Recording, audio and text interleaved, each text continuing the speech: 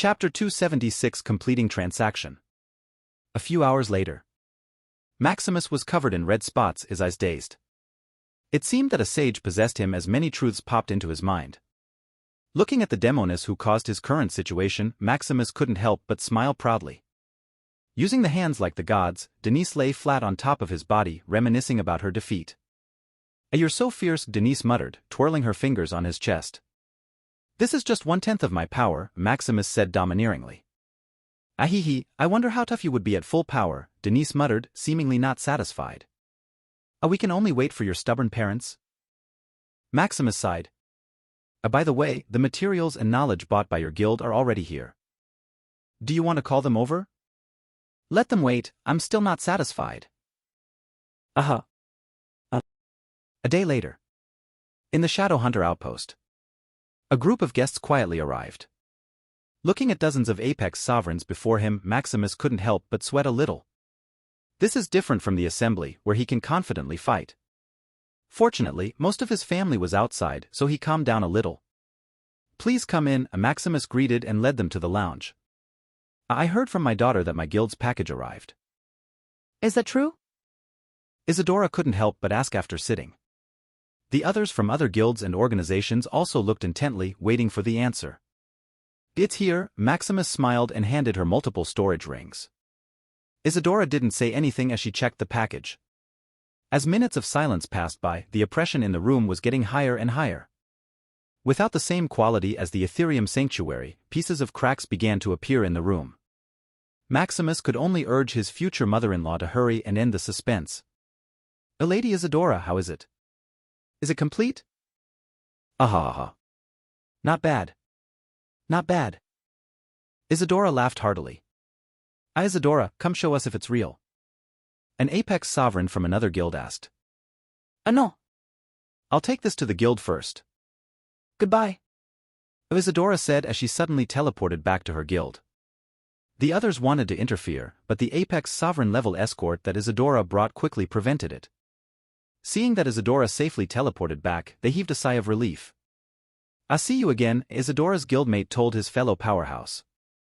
"And you too, you have a bright future," he said ambiguously, looking at Maximus. "Thank you. I look forward to our transaction again." Soon, they also teleported back. Seeing that the Lorekeeper Guild members were gone, the room returned to silence. "These gentlemen, do you also want to initiate a transaction with me?" Maximus asked with a smile. No, we merely want to admire the scenery of Shadowhunter Outpost. It seems that the rumors are true." We also just tagged along."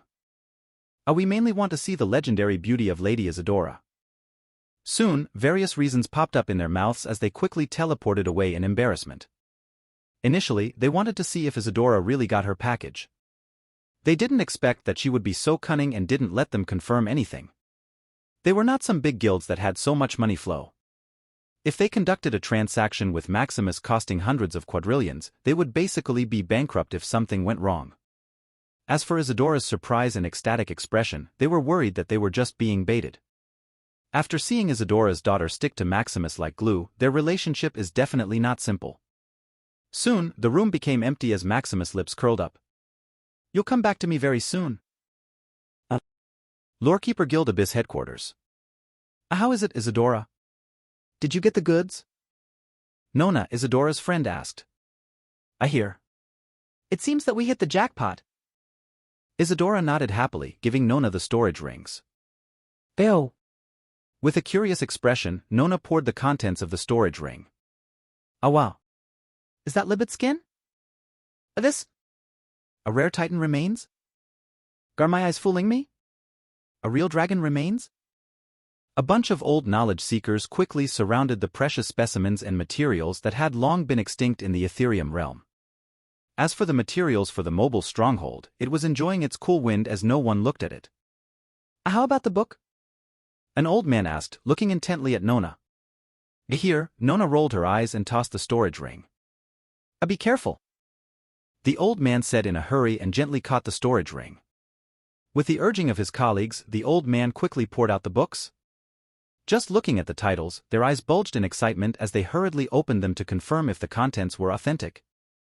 Don't be in a hurry, a book can only be bound to each person, there are only 10 copies of each book here. Isadora reminded them before they opened the books. With a pause, they carefully read the titles, opening the books that aligned with their specialties. Seeing they calmed down a little, Nona took Isadora's arm to ask for some juicy news. Hey, I heard that your daughter got kidnapped by some man, Nona said teasingly. Ahem. That bastard is a waste of my effort, Isadora complained, not hiding the smile on her lips. Your smile is so obvious, Nona poked, signaling Isadora to tell the truth. In the runic laboratory. 3 old men looked ecstatic as if discovering a new continent. Cleto, a runic master, scrutinized the new runic language proposed in the book. Runic master is a specialized profession that delves into the innate language of the world. It is the biggest contributor to innovations leading to the progress of the world. Runic language can be used in various fields, including alchemy, mechanics, arrays, and even planting. Its wide range of applications makes it the most important profession in the world. Unfortunately, due to the world's bottleneck and a lack of new discoveries, a runic master has become a stagnant profession. Although popular, it can't earn as much as alchemy or mechanics. Runic masters mainly rely on their new discoveries to drive profits. Currently, the 3 old men in the world are the last devotees of the runic language.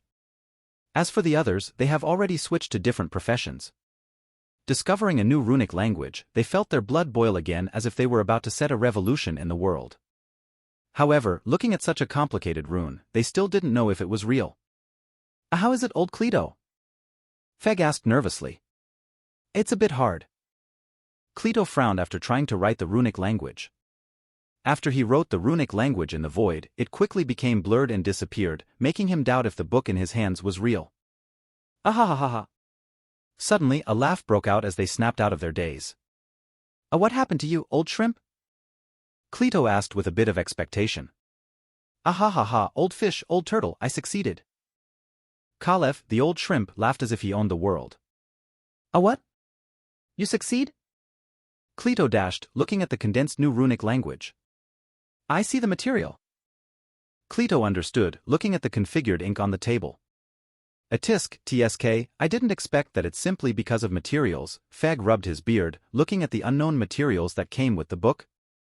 It looks like we need to study these material compositions before we proceed. In the array laboratory. Boom! A crisscrossing maze overlapped in the void as a huge explosion ensued. Damn. Is this still possible? Wenma cursed in excitement. He had just tried the new array combination in the book. Although it caused an explosion because he failed to imitate the exact blueprint, it was already showing remarkable results. Boom!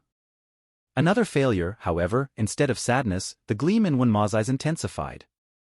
After I thoroughly master this world will witness a world shaking change. In the biological laboratory.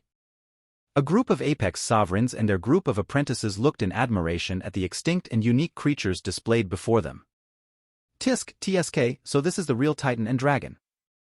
These ancient creatures that ruled the prehistory times of the Ethereum realm were once again present in their eyes. Although it's a mere specimen, the pressure they emanate is truly worthy of ancient creatures.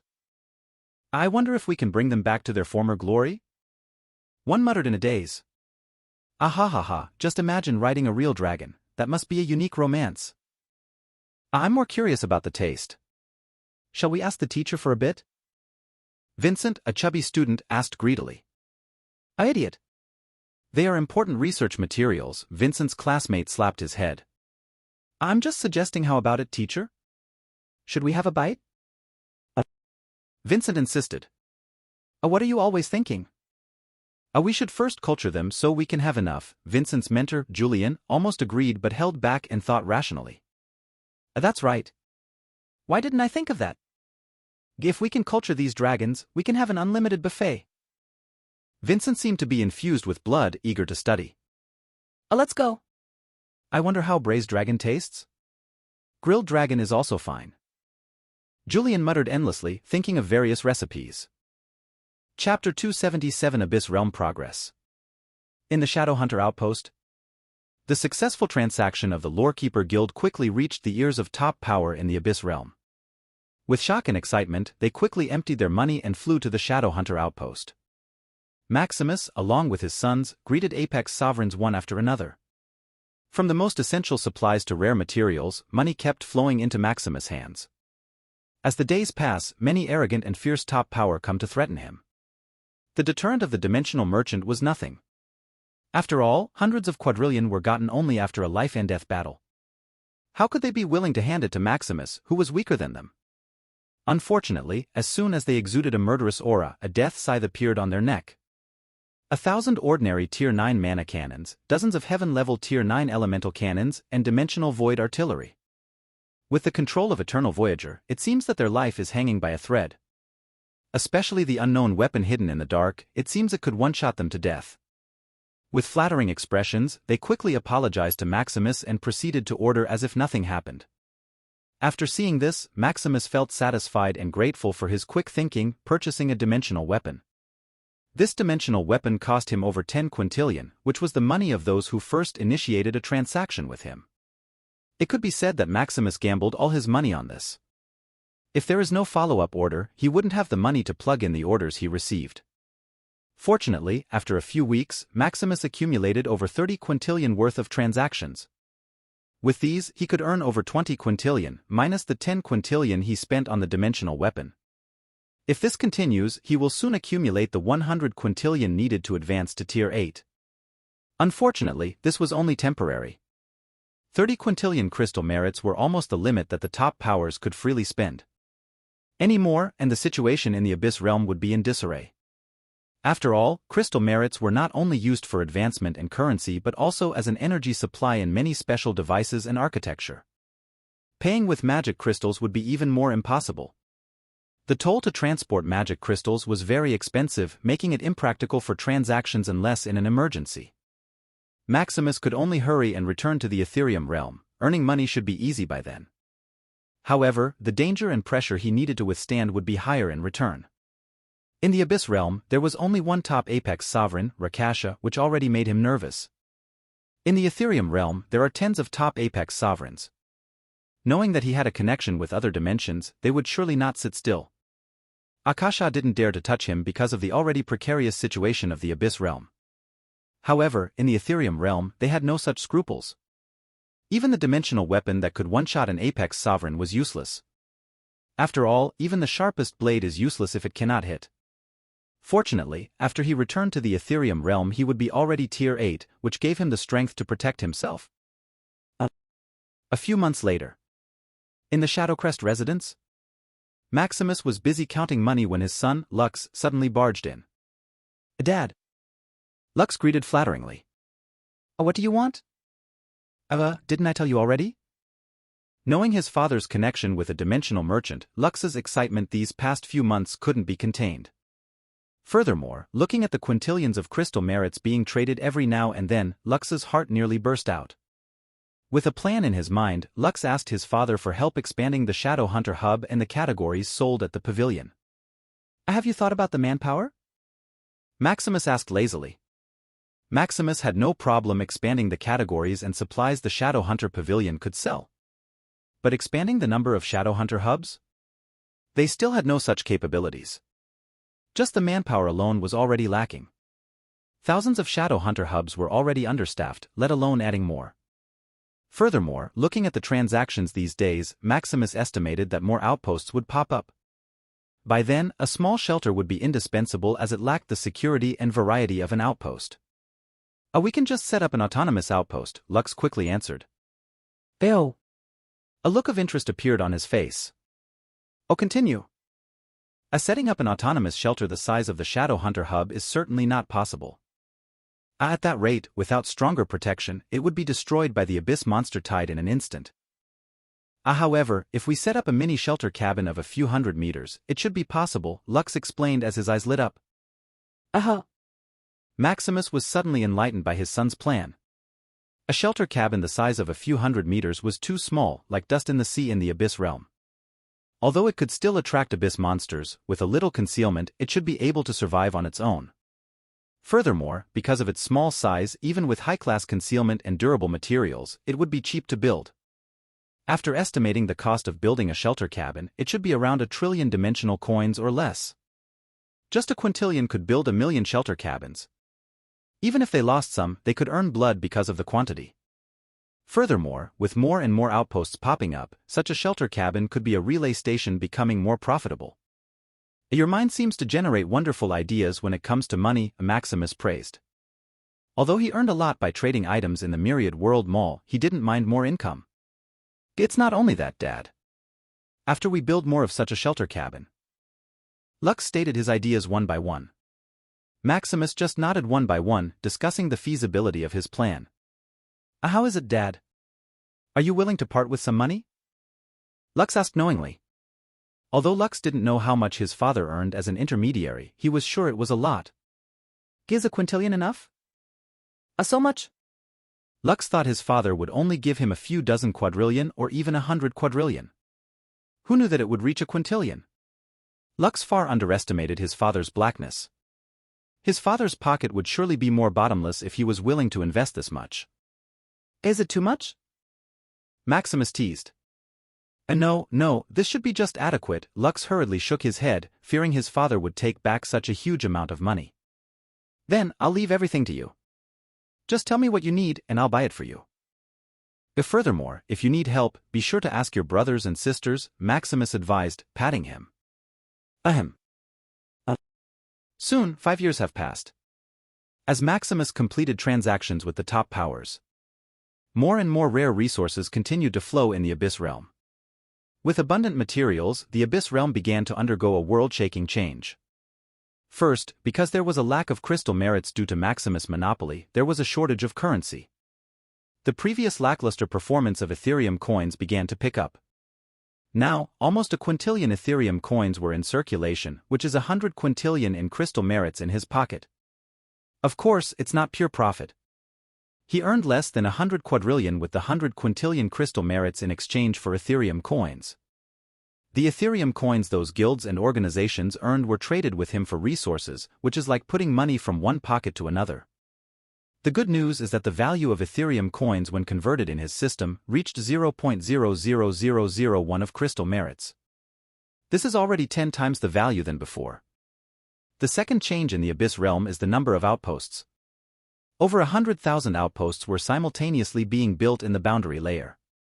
In the central layer, over 1,000 outposts were under construction. As for the purgatory layer, no additional outposts were being constructed. There was no lack of resources in the purgatory layer, only strength.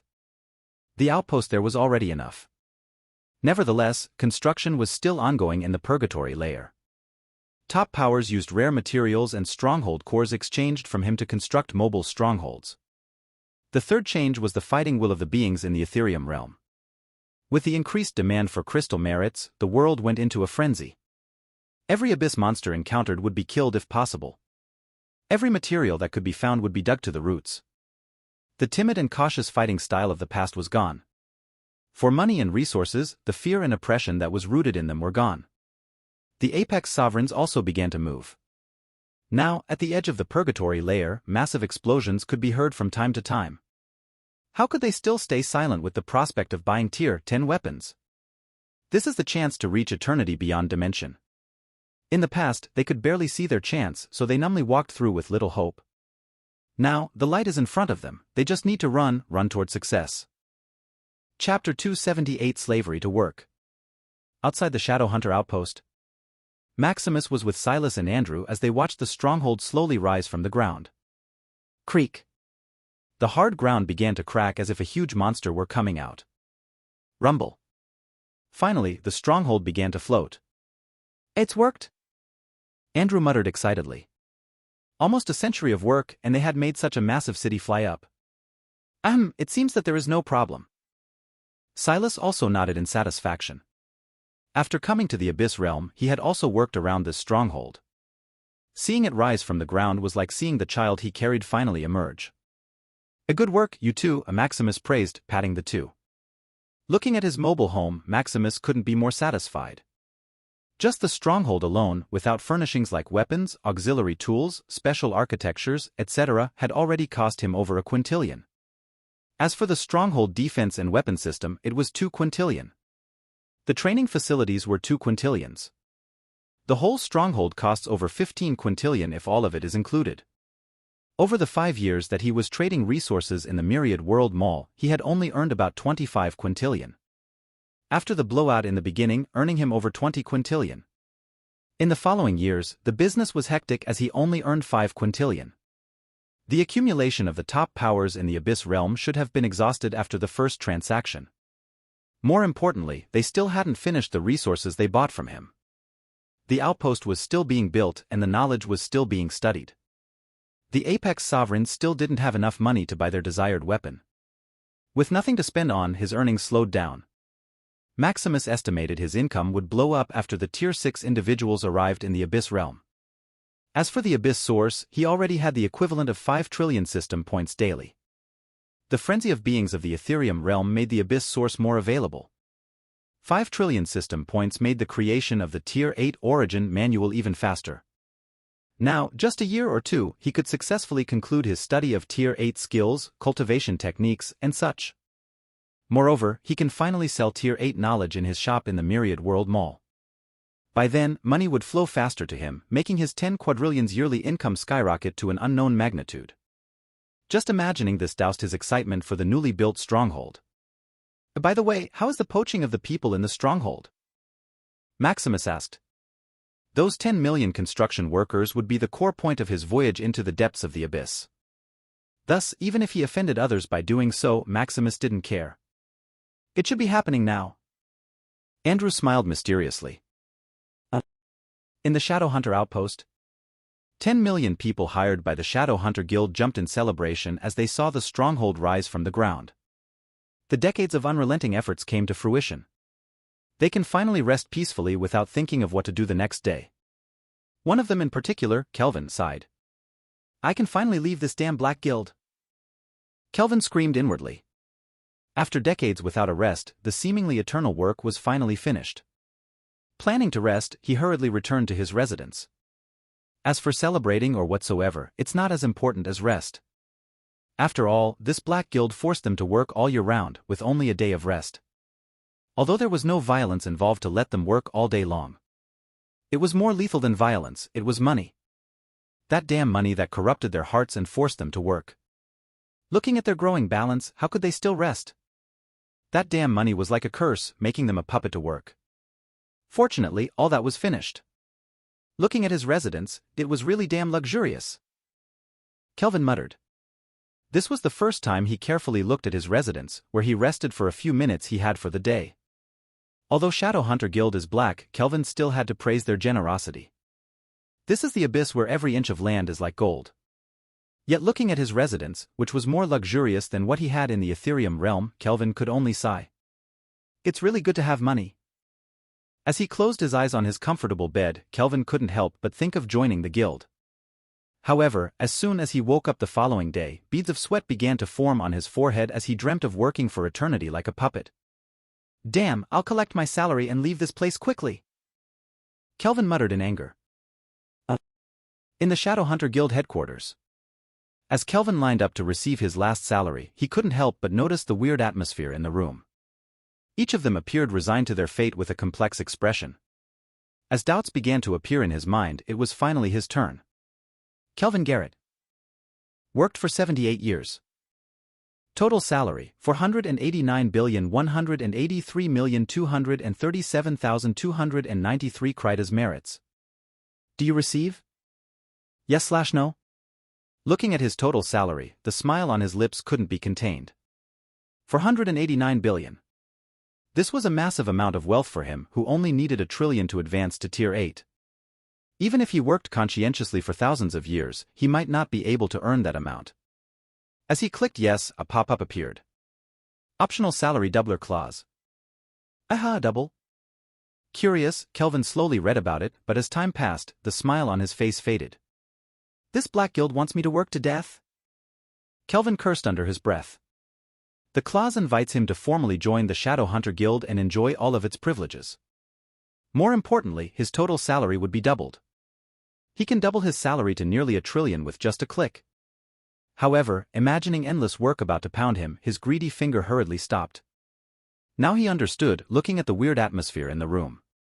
It should be that they were also struggling with this. What are you hesitating about? Suddenly, a voice broke out in silence. Felipe? Kelvin muttered, looking at the one who spoke. This guy was a lackey of the Shadowhunter Guild. Kelvin heard that even on the rest day, Felipe was working, truly a brainwashed hard-working person. Are you still hesitating until now? Seeing the silence, Felipe became more confident. A look at the money in front of you. After moving your finger a few inches, it's yours. The crowd frowned and fell into thought with Felipe's words. Just one click and most of them can reach Tier 8. Unfortunately, with the clause, they needed to stay here for 1,000 years and continue serving the guild. However, thinking of their tormenting days without a light of life, they hesitated. Don't you want money? Felipe urged. We want money. They screamed inwardly. However, they wanted freedom more. It seems that most of you are not satisfied with the treatment of the guild.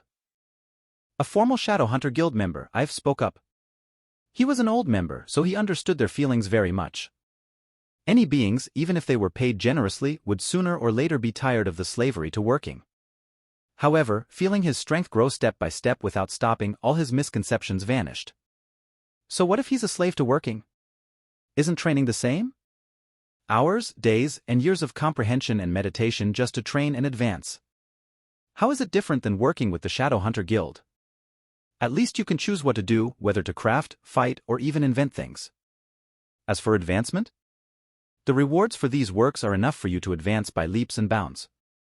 Thinking of his life previously, which was hopeless as wait for death and exhaustion of his lifespan. Now, with hope, he was about to advance to Tier 8, having billions of years more of life. Looking at the crowd in front of him who were on the bridge of faith. I couldn't help but intervene and give them a little support. Are you worried that your life would not be worth living after you joined the guild? I've asked. The crowd unconsciously nodded. Then do you want death or life? The crowd panicked a little, thinking that I've wanted to threaten them to join this black guild. What I mean is, after you've collected your money, where would you go? Are you confident you can earn the rest of the crystal merits and still keep your life? Thousands of years, this is a long time with many possibilities, I've said as he sighed. Many didn't know the difficulties of those at the bottom, but I've had been there. In the Ethereum realm. Just for a few magic crystals, he was willing to be beaten half to death. Just for resources, he would risk his life and swim into hellfire to fight with others. Just for a top cultivation manual, he would be willing to scheme with his friends and loved ones to get a glimpse of it. Many things were sacrificed, many things were lost, yet he achieved nothing. Now, as long as they work conscientiously, everything they want will be in their hands. And now, you only have a few seconds to decide your fate. I've said as a countdown appeared in front of them. Chapter 279 Abyss Monarch. Tick. Tick. Tick. Looking at the countdown before them, they felt a sword hanging over their heads. If they join the Shadowhunter Guild, their future will be secure. No need to think anymore, they just needed to work hard. Not joining the guild meant they could get away with their money. Following that, they needed to work for the rest of the crystal merits for their advancement. They had to cross 9 circles of hell to have a chance to be promoted to Tier 8. Thousands of years of impending uncertainty, fighting life and death battles just to succeed. Tick. As the countdown fell to 0, their hearts seemed to stop as they unconsciously tapped to join the guild. Pack. Pack. Pack. Looking at the 100% click rate, I couldn't help but clap in excitement. This is a massive guild contribution points. A tisk, fooling newcomers is indeed profitable, I've thought inwardly. Looking at the gloomy crowd without excitement, I couldn't help but cheer them. All right. Don't be too gloomy. The stronghold is already finished, so there should not be much work. I've explained. Truthfully, the Shadowhunter Guild is not really black. It's up to you to work hard. If you want to earn more, then you have to put in more work. If you want less, then you can be lazy. If you're a genius or have some unique talent, then you can have both. Like the stage set before him as a master of psychology, the pressure this newcomer faced was in his plan. The solicitation of one of their own, his persuasion, and finally, the heart-wrenching countdown. Using his specialty, he already fooled many newcomers for the guild, thus earning him many guild contribution points. Looking at these cute newcomers, he couldn't help but chew them quickly and welcome the next batch. All right, stand up and rest, we will go to the purgatory layer. Next, you need to be ready. As for your payment, you can get it at the bank. Kelvin walked out of the guild headquarters like a dead man with no purpose. He was still reminiscing about whether his choice was right or wrong. Walking to the bank, he quickly cashed his salary and returned to his residence. Inside, looking at the mountain pile of crystal merits, the gloominess from before was replaced with a smile. Lying on the hard rock crystal, he felt like he was dreaming. This is his hard work for decades. This pile of stones that can give him billions of years more life. This is a drug that can keep many fighting even to death. So what if I work hard? Kelvin screamed inwardly. Soon, a few days passed and a heaven-defying operation unfolded. Under various tricks and temptations, a weird scene was staged. Of the 10 million individuals sent by various guilds and organizations, only a few thousand remained. This operation went unnoticed until the remaining 1,000 reported what happened to their guilds. In an unknown place. The guilds and organizations that sent manpower to Maximus were in a gathering. Damn. That unscrupulous, evil-hearted man is indeed hateful, one of them couldn't help but complain, using all the bad words he could think of. Hundreds of thousands of manpower just vanished in an instant, who wouldn't be angry? Various industries under their care were already in shambles due to the lack of manpower. Previously, they could still rely on splurging with money to fill this hole. They thought of sacrificing a bit for a huge profit in the future. Who knew that they shot themselves in the foot and earned nothing? How could they still plug their industry with money, knowing it would never be filled? Isn't that a fool's errand? As for the resources they would get with the departure of Maximus, how could they still have the energy to do that without manpower? This Maximus is indeed insidious. One just shook their head with a sigh. They were only a bunch of second-rate and third-rate organizations. Their backers were only 1 or 2 apex sovereigns who had recently advanced. It was nothing in front of Maximus, who dared to fight with the top powers in the Abyss realm. Furthermore, what Maximus did was legitimate. He didn't use violence or anything of the sort. Maximus only used an atomic bomb called money. If they wanted, they could also perform such a mind-boggling operation and part with some money. Unfortunately, they didn't have it, as that evil being corrupted them from it. Now, their warehouse is filled with all kinds of rare resources, waiting for manpower to use and build some money-making ventures. Sadly, the manpower they were waiting for never returned. Thinking of it, they couldn't help but grit their teeth, wanting to launch a war with the Shadowhunter Guild. "Do you think we have a chance?" one of them asked knowingly. Damn, that evil being have a dimensional merchant backer. Thinking of the dimensional weapon that can seal their throat, the idea that was just budding extinguished. They thought that the dimensional merchant provided the heaven-defying weapon as a guarantee to protect Maximus. So there is nothing we can do? We can just swallow our loss. They could only sigh in helplessness. In the Shadowhunter outpost, after a month of preparation, the stronghold was finally ready to fly to the Purgatory layer. Eternal Voyager set sail. Maximus muttered. Eternal Voyager, as ordered, host. Stealth activating. Soon, the stronghold barrier dimmed as the stealth capabilities activated. Deactivating outside support facilities. Various contraptions and aesthetics on the side of the stronghold curled up. Energy activation. The stronghold core began to work in overdrive, absorbing the abyss aura and converting it into its energy. Magic crystals on the side also began to dissipate, providing more energy. Checking for vulnerabilities, none. Transmission in process. Please select a direction. A rough map appeared in front of him, marking each layer and dangerous areas. A target. Purgatory layer. In the depths of the source layer, a majestic abyss architecture stood tall, like a natural world formation. Below were countless elite and lord-level abyss beings, training and interacting like a civilization.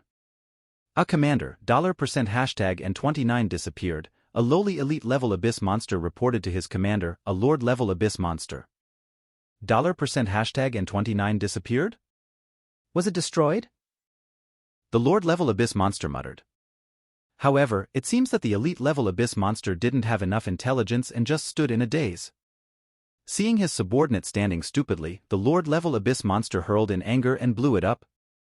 Useless. Tapping on a weird quartz, the lord-level abyss monster quickly borrowed a bit of power from the abyss and checked $% and 29 before it disappeared. A weird. The Lord-level abyss monster scratched its head in irritation. $% and 29 seemed to disappear out of thin air without being destroyed by the abyss. TSK, what bothersome beings. The Lord-level abyss monster complained as he couldn't think of a solution. With no other choice, the Lord Abyss monster flew up to the top of the majestic castle, the home of the monarchs. In the monarch's castle? 4 monarch-level abyss beings were sitting in a circle, discussing someone. How is it? Did you find that vermin? Nixelos, one of the abyss monarchs who possessed the power of Nether, asked. No, that vermin was too cunning. After destroying one of our army camps, he will quickly hide. Drekthar, the monarch of earth and fire, couldn't help but complain. What they were talking about was Malgren, the vermin that appeared countless epochs ago. Initially, they were on an easy mission devouring a Tier 9 dimension when suddenly a lunatic came to them. Killing and destroying that vermin called Malgren went on a rampage as soon as he arrived in the abyss. At first, they didn't care about this. So what if Malgren went on a rampage and destroyed a part of the abyss? Just a little energy from the void was enough to recover it. Who knew they were hugely mistaken? That vermin seemed to be bored with destroying alone. He went to look for some high-quality prey, damaging their interests. This was their army to devour a Tier 9 dimension. They couldn't just sit and let it be killed. With fury, one of the 5 monarchs, Shadrik, went to find and kill this anomaly. Unfortunately, it seems that they severely underestimated that lunatic. After sleeping for a few million years, they hoped to receive good news. However, what they received terrified them. Shadrik, the monarch of frost, died without escaping. How could a lowly being with puny Tier 9 strength kill one of them? Mobilizing their ship, the Abyss Realm, they learned that this vermin they didn't bother with at the start was an all-out genius. Possessing an ultimate physique and ultimate technique, even 2 monarchs were no match for him. Fortunately, there were 4 of them remaining. Killing such a vermin should be easy. Who knew that this vermin was quite slick at hiding? Even before they set up an ambush, this vermin seemed to have a terrifying 6th sense of the future and escaped ahead of time. Even if they mobilize the whole Abyss Realm, they can't trap or even stall this vermin for them to kill. Until now, countless epochs later, exhausting countless methods, they still had no progress. They can only hope to swallow that damn Tier 9 dimension sooner to show this vermin some color. Chapter 280 Transdimensional Organization. How about the army? Are they ready? Nixelos asked.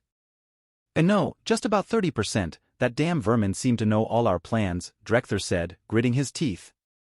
TSK, we can only wait and patiently consume these parasites. Zalthar, the monarch of corruption, clicked his tongue in anger. The parasites they were talking about were the beings of the Ethereum realm, eroding their ship.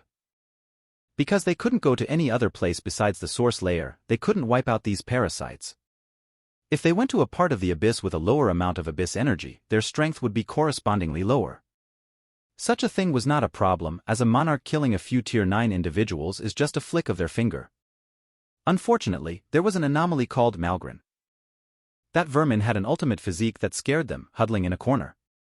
As a bearer of an ultimate physique, Malgren is not reliant on a dimension's energy, instead, he gets energy from the void. If it took 4 of them to defeat Malgren with their current strength, fighting Malgren in a place other than the source layer would be a suicide. As for the army, its purpose is to wipe out the parasites, aka the inhabitants of the Ethereum realm. Unfortunately, over the years, they couldn't form a decent-sized army, as Malgren disintegrated it before it fully formed. They can only do their best to limit the growth and living environment, sending scattered abyss armies from time to time, which is the abyss tide. While they were talking about an alternative plan to exterminate Malgren, a Lord Abyss monster came in. A monarchs of the abyss, this humble one has some news to convey, the Lord Abyss monster said articulately while trembling. Ayo? Did you get the sighting of the vermin? Valdrekth, the monarch of space, asked. This monarch, a stronghold, just disappeared under our radar without any signs, the Lord Abyss monster said. Disappeared? A look of puzzlement appeared on their faces. What's the coordinates? Valdrekth asked, manipulating the ley lines of the abyss. $% and 29. Hearing the coordinates, he manipulated the space and time of the abyss as a screen appeared in front of them, recording what happened in the past. They watched as the flying stronghold slowly disappeared in front of their eyes. Such an advanced abyss core? Nixelos frowned. The stronghold core that the beings of the Ethereum realm called is an abyss core. It can also be called an artificial world origin or a mobile battery. Across their ship, there were countless abyss cores to power various parts of the abyss. Like the production of abyss monsters, abyss resources, abyss aura, more importantly devouring of the void debris. The abyss core is a bit different than the abyss source. Abyss source is an unprocessed raw world origin fragments that they devoured on the way. The reason it's unprocessed is because of that hateful vermin. How can they meticulously process it if they can't even get close to the raw world origin fragments? They can only crudely process it to produce abyss monsters to somewhat alleviate the parasite infestation. Oh, where did this parasite get such an advanced abyss core? Zalthar repeated. Although such an abyss core is not as advanced as the driving force of the abyss realm they were in, it was still phenomenal. In the main abyss dimension, such an abyss core is a top class that many Lord Abyss monsters or even some monarchs would fight over. Is it outside intervention? Nixilos asked. How is that possible? We didn't sense any intrusion. They immediately denied. What about that hateful transdimensional platform system? Nixilos reminded. Damn. That transdimensional organization. The three monarchs cursed in fury, remembering this organization. This hateful organization, more greedy than them, was probably the most loathful enemy of the abyss. Because of this organization, more dimensions were united than ever, hindering the abyss from swallowing dimensions one after another. The exchange of resources and information made the endless abyss helpless. The abyss even started resorting to tearing part of itself to explore the way and help devour weaker dimensions. Yet it could only hold off as it was slowly being slaughtered. Can we still survive here? Should we retreat? Drekthar asked in fear. Once there was a transdimensional platform system in the midst, it meant there was endless trouble coming. Although it is said that the abyss is infinite. When beings from all dimensions help each other, even the abyss becomes a helpless lamb waiting to be slaughtered. It's too late. We can only hope that the transdimensional platform system is a wild one, and the one who holds it is greedy, Nixilos wished. Once the coordinates of their place are exposed, they are truly finished. Then what are we waiting for to die? Drekthar said in panic. Stupid. Nixilos muttered, punching Drekthar. Brother? I'm just asking, Drekthar said in a trembling tone. Although they were brothers which had come from the same source, Drekthar and the others were still fearful of the powerful Nixilos. Just shut up and don't embarrass me.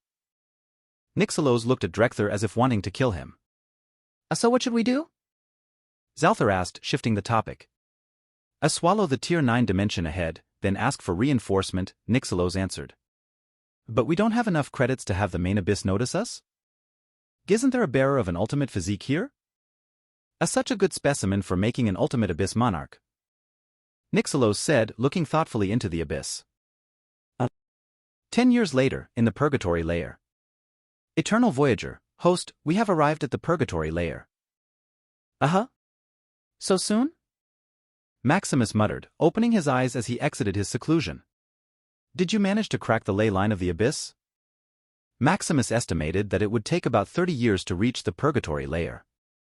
It seems that after Eternal Voyager analyzed a bit of the abyss ley line formation, their journey shortened. Eternal Voyager, about 9.2846% of the ley lines of the abyss realm were analyzed, host. Good. Maximus nodded in satisfaction. After Eternal Voyager began to travel to the Purgatory Layer, she noticed the complicated ley line formation of the abyss realm. It seemed that the abyss was artificially built like a big ship. As a top ship spirit, Eternal Voyager's curiosity was aroused.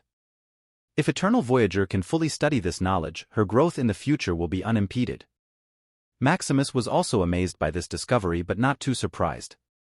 If the abyss can autonomously look for dimensions to swallow, then it's certainly not simple. Maximus even concluded that the real controller of the abyss was in the source layer. The only doubt was that the ruler of the abyss never bothered with them, which is a bit weird. By the way, can you sense the position of the abyss sources? Eternal Voyager, I can barely sense a few million kilometers, host. However, I estimated that after my analysis reaches 10%, the range would reach trillion kilometers. That's good enough. A scan for the abyss source and the corresponding danger, Maximus said urgently. Eternal Voyager, right away, host. During these 10 years, nothing noteworthy happened. With the teleportation array in the stronghold, they can still travel through the abyss realm. The outpost is still under construction as he provided a stable source of materials. As for the shelter cabin, it is also being built. Because Lux wanted to monopolize the business in one go, millions of shelter cabins were simultaneously being built. He hoped to open it in conjunction with the opening of the new outpost. There were also the 10 million poached members who joined the guild. In these years, they have already absorbed their harvest and advanced to Tier 8 one after another. Now, the Shadowhunter Guild has already reached the top powers in terms of manpower. The only bad news among these is that he still hadn't created the Tier 8 chapter of the Origin. This thing had been bothering him that he was mostly in seclusion these past few years. A decade ago, he thought that it would only take him a year or so to create it. However, even until now, he was not even half done. As the Origin reached ultimate mastery, it seemed that the challenge of creating the follow-up chapter was multiplied. Instead of just dumping system points until he mastered all the required knowledge, he needed enlightenment. As for how to get enlightenment, Maximus was clueless. He can only dump system points one after another, studying what he mastered over and over again. Fortunately, this thoughtless method seems to work, as he saw some enlightenment. However, the system points he had were too little to make wonders, that's why he needed more. As for selling the Tier 8 knowledge he mastered in his shop in the Myriad World Mall, Maximus didn't do it for now. As he dumped system points to master the knowledge in his mind over and over again. The mastery he had over the knowledge seemed to approach ultimate mastery infinitely. He figured that if he sold it after he created Origin, he could sell the knowledge for much more. In this way, he would not waste the extra system points he invested. Anyway, even if he had money now, he could not advance without the corresponding chapter of Origin. It's better to wait and earn more.